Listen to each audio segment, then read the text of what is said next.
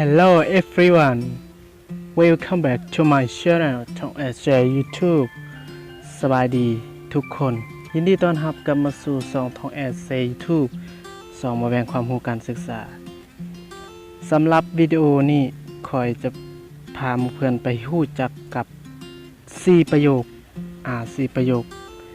ที่เมื่อเราได้ประสบผลสำเร็จเราก็จะใส่ประโยคนี้ใส่เข้าในการขอบอกขอบใจหรือว่าที่ให้กำลังใจเนาะโอเคคำว่ากำลังใจหรือการส่งแห่งใจภาษาอังกฤษจะเอ่ยว่า encouragement แล้วก็การให้กำลังใจ encourage ที่เป็นกำลังใจ encouragingโอเคเฮามารู้จักกับ4ประโยคที่คอยได้สร้างมาให้หมู่เพื่อนอันที่1ประโยคที่1คือ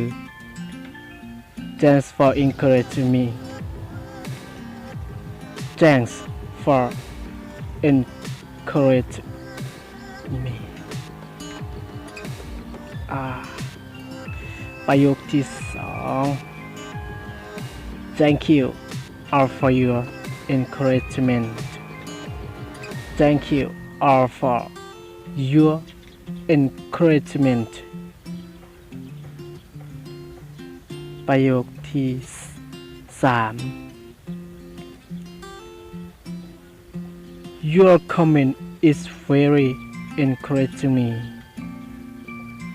Your comment is very encouraging me ประโยคต่อไป My mother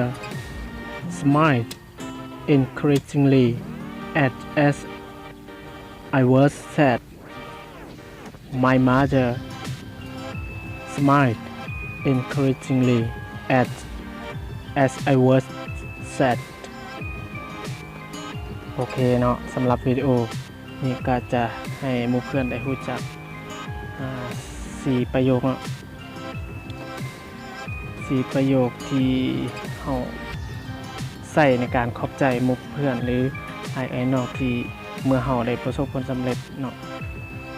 4ประโยคนี้จะเหมาะในการใส่เนาะโอเคสำหรับวิดีโอนี้ก็จบเพียงสำนี้เนาะสำหรับ4ประโยคเกี่ยวกับภาษาอังกฤษถ้ามักก็อย่าลืมกด Subscribe หรือกดติดตามกดไลค์กดแชร์2ของข่อยได้เด้อขอขอบใจ